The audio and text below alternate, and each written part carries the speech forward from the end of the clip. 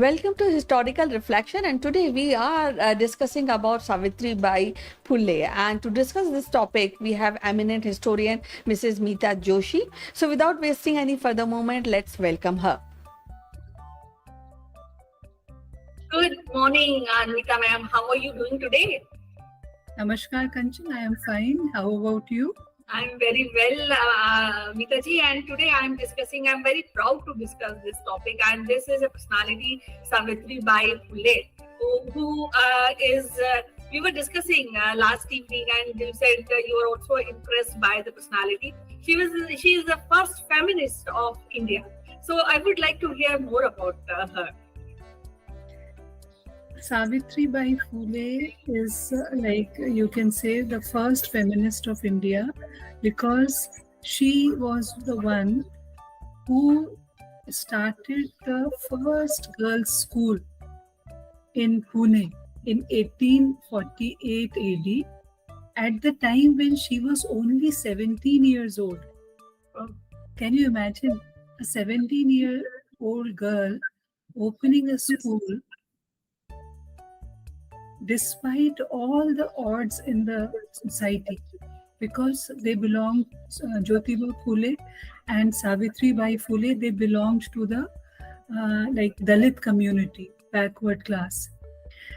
She, as that time child marriage was in vogue, so she got married to Jyotirao Phule when she was only 9 years old. And she was illiterate at that time. Then Jyotirao Phule inspired her to study, and she studied. She went to a normal school in Pune and she took her basic education there. And then when she was only 17 years, she, along with Jyotirao Phule, they opened the first girls' school ever in India in 1848 in a place known as Bhidewada. It is in Pune. And it was such a big challenge for them because the upper class people like Brahmins, how could they tolerate that a Dalit woman opens a school and she will be teaching? Because they had this notion that because they are Brahmins, they are superior. So teaching is only their right, which is not like this. Education is for everyone.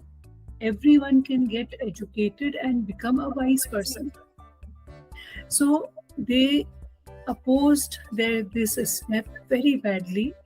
When every day when she walked up to the school, people would throw powder on her. People will pelt stone on her so that she stops going to the school. But Kanchan, as there is a saying, where there is a will, there is a way. So what this lady did, she carried an extra pair of sari in her bag, and every day her sari was spoiled with cow dung and with some dirt. But she would go to school, change the sari and teach. So how courageous. How courageous. Very courageous, because even today you cannot handle this kind of situation, and that too she handled, and she never left the path where she was walking, providing education to girls, and in such a unhygienic and such a challenging situation. I think there is a lot of courage required, and I think there's a lot of salute for this lady. Yes, such a courageous act. Plus her zeal to learn, because she was illiterate. And when she understood the backdrop in India that time, that we were under British rule and women were only confined to houses and kitchens and to only cleaning and cooking works. So she went house to house to convince people to send the girl child to the school. And not only this, she and Jyotirao Phule, they also worked for the eradication of untouchability, which was another evil in Indian society at that time. See, one thing we have to understand, that the caste system which originated initially was on the basis of occupation. Suppose I was a teacher, so I was classified as a Brahmin. You were a businessman, so you were classified as a Kshatri. Sorry, a Vaishya. If you were a warrior, you were classified as a Kshatri. If you were doing the cleaning work, petty work, so you were classified as a Shudra. So it was purely based on the occupation. But later on, as the society progressed, after Vedic society, the Brahmins, they thought that they were so superior, and they started, doing all such things, like if a Shudra crosses their way, they will go home again, take bath, change clothes.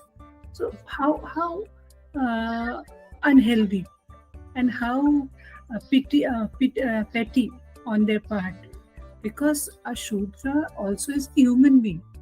It is not like that he is untouchable. But I read in one book that even the shadow of the Shudra, if it fell on the Brahmin's house, they used to wash the entire house and sprinkle Ganga Jal on it to purify it. So how, I cannot, I don't have words to express that how these upper caste people have suppressed the lower castes. So now, if in one way, when I see the government giving reservation and all, so one thing is that everybody is equal, but see how much they were suppressed. That is also one point, that they were denied so many things. They were denied education, they were denied rights of equality. So at that time, Jyotirao Phule, he opened a society known as Satya Shodhak Samaj, and along with his wife Savitribai Phule, they worked for the education of women, number one. Number two, eradication of untouchability. Number three, widow remarriage. Number four, the people who suppose by some illicit relationship you are having a child, but you are unable to raise the child. So the only option was to kill the child. So they opened a home for such destitute women, and they gave them shelter, and they gave education to such children also. So the works which they did were like commendable. And at that time, when we are under a British rule, when people fear to speak out, and here is this girl, 17 years old, opening a school, fighting all odds, and just going ahead in her life. Unfortunately, they never had their own children, Jyotirao Phule and Savitribai Phule. So they adopted a son known as Yashwantrao. And that time, in Pune, bubonic plague spread out. Okay. So Yashwantrao, along with his mother Savitribai Phule, they set up a tertiary care center for the people affected with bubonic plague. As we know that plague is a contagious disease, it will spread through touch. And that time we never had such facilities, medical facilities, which we have today. So in one of the incidents, now see the irony, she is a Dalit woman, Savitribai Phule, and she came to know that the head of the village's son got affected by plague, and he was only 10 years old. So this courageous lady, she went and she carried the boy, the 10-year-old boy, on her back and took her to the care center. But on the way, she contracted plague, and she passed away because of the disease, a heroic death in 1897 AD. So we had such selfless people, Kanchan, who laid the foundation of our present day India. When I teach about these people in our class, sometimes I become emotional because you relate to their lives, that how hard lives they had, but they never gave up. Apart from all the adversities they faced in life. See, now we have everything in our basic amenities. We have education, we have electricity, we have drinking water. By God's grace, we have houses to live. We have 2 square meals to eat. But just think of those people who never thought about themselves. They only worked for people, for the society, for the upliftment of the society. That was their aim of their lives. That's why this time period now of 18th century, when this socio-religious awakening, that's why it is also known as Indian Renaissance. Renaissance is a French word which means rebirth. So it happened in Europe in 14th and 15th century, and in India, this is the time period 18th to 19th century when the socio-religious awakening happened, and so many different movements, reform movements, revivalist movements happened in India. So they laid the foundation of our modern India, and because of these reformers, the women should be, especially Indian women, should be grateful to them, because they showed a way to the women to go to school and get educated, which was such a deprived thing at that time. No one allowed them to even go out of their houses, leave education, leave going to school. It was like a taboo thing, So that time, a woman so courageous, so heroic, and she stepped out of her house. She took the charge of her life, and she inspired so many women. So you just look up to them with lot of admiration and respect, and we are forced to learn something from their lives. Selflessness. If she would have thought that why should I carry that 10-year-old boy who was affected with bubonic plague, that boy would have died. But how much selfless that lady was, that she carried that boy kilometers and kilometers to reach the care center where treatment was given for the bubonic plague. It was on the outskirts of Pune. So such people, they are they should always be remembered. They should always be respected. Indian postal system, they launched a stamp on with Savitribai Phule's picture on 10th March 1998. But don't you think it was little late?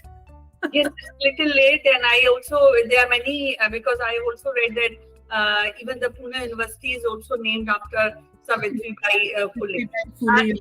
You have just mentioned the adoption part, because they were not having any kids.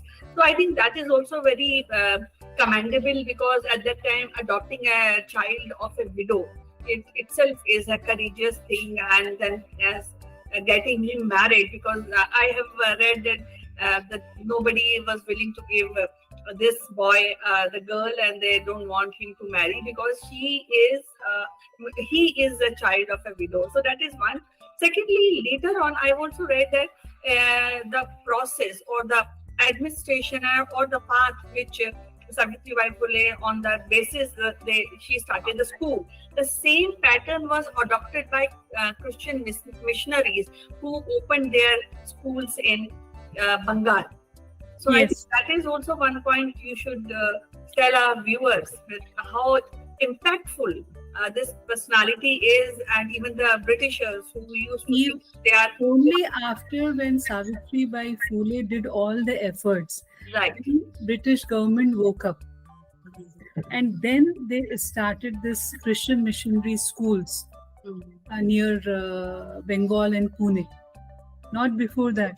You don't find any mention of, Christian missionary did come to India after the Reformation movement in Europe. Because after Reformation, what happened? The Christian church was divided into two segments. One was Protestant, another was Roman Catholic. So the Protestants, the people who were led by this person, Martin Luther King, so they were like into education. So that time, Roman Catholics, they led a movement in which they said, come back to Roman Catholic faith, leave the Protestant, and they started completely new stream known as Jesuits. So now what you see in India, different missionary schools and colleges, they are the lineage of the Jesuits who came to India and who came to India only to spread education with a motive to, also spread Christianity. So, as you have mentioned rightly, that the recognition which was pending was given to Savitribai Phule, but it is very late. Very late. Very Even late. in Maharashtra, at least Maharashtra government has given her the respect which she deserved.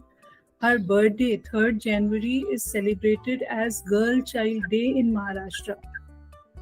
So at least that government was little quick in taking action.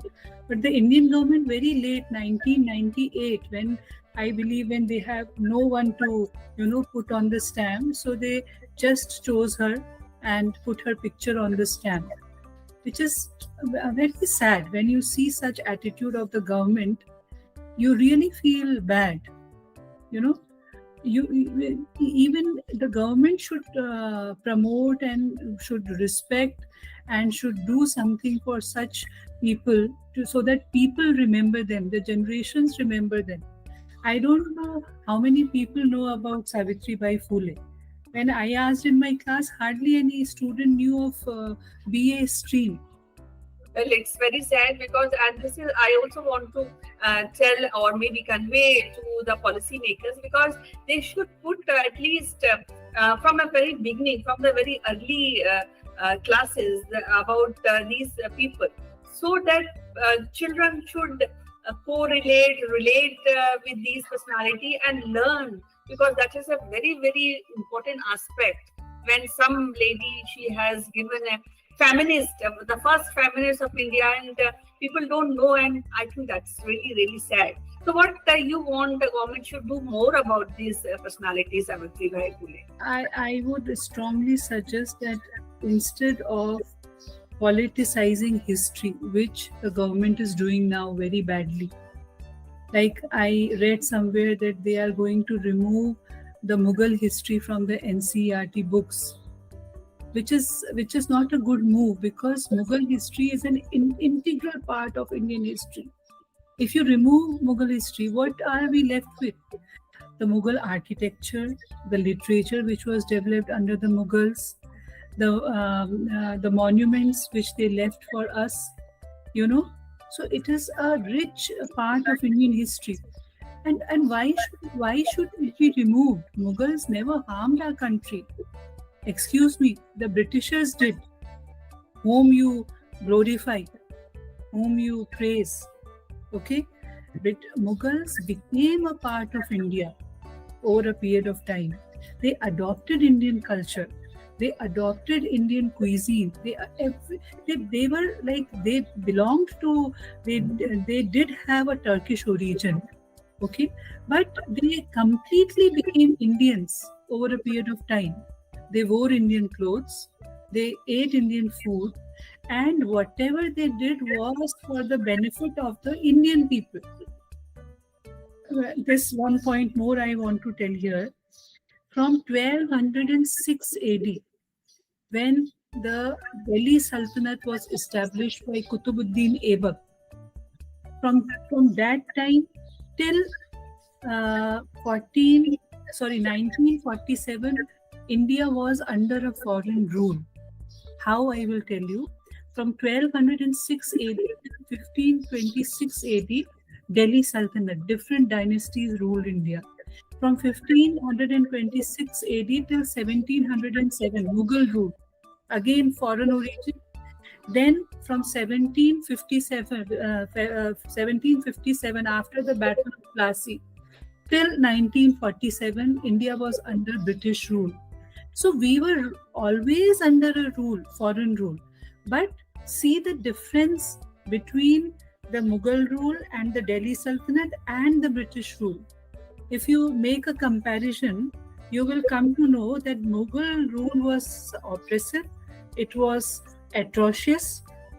But on the contrary, though these people also belonged to different country and religion, they were Muslims. They came from, they were Ilbari Turks and Chaktai Turks, but they never harmed the common people. Whatever they did was the development of the country. Yes, there were exceptions like Aurangzeb and Firoz Tughlaq, who were anti-Hindu completely. But if you see individually, I'm telling this in an open forum, Kanchan, you will not find a pure person as Aurangzeb. He was such a devout Muslim. He offered 5 times namaz. He sat outside a masjid with namazi topis which he himself weaved. And he sold those namazis topis on a Friday, on a Jummah. And with that money, he sponsored some poor girls' education. He got girls married. Only drawback in Aurangzeb's personality was that because he was a true believer of Islam. And if you are a true believer of Islam, anyone who does not believe in Islam is a non-believer, is a kafir. That was his only drawback. Otherwise, you won't find any personality so pure. I was actually asking you about the Savitribai Phule. I think you were a little carried away. Because it went that way. So I just mentioned. Yeah, what else you want the government should do regarding these personalities like Vivekanand and Mahasi Dayanand Saraswati, and of course we are talking about Savitribai Phule. So what else you want? More context should be included in the textbooks. As you said, that from early times they should know about our people who built the nation, because they are the blocks of nation building. They were the foundations. Whether it was Savitribai Phule, whether it was Jyotirao Phule, whether it was Swami Vivekananda, Dayanand Saraswati, Raja Ram Mohan Roy, Ishwar Chandra Vidyasagar, to name many of them. So they were the building blocks of our country. They laid the foundations of Indian struggle for independence. Otherwise, today also, if those people would not have done the efforts, still we would have been a British colony, 100%. To take this from me in writing, because of their persistent efforts, because of their efforts to awaken the Indian youth, to make aware the Indian youth about the importance of their own motherland and country and independence and freedom, then only people got inspired and this Indian national movement happened. So I think the people also should do certain work for these people, like communities. They should come forward and they should, I think we have a lot of associations in the buildings, but they do not take any kind of education or cultural upliftment inside the communities. So I think that is also very, very important. So as usual, I was really delighted to discuss Savitribai Phule today, and it was thanks for discussing and suggesting the subject today. So I'll be meeting again with the next profound personality. Definitely. And see you very soon. Thank you, Kanchan. Bye-bye. Bye.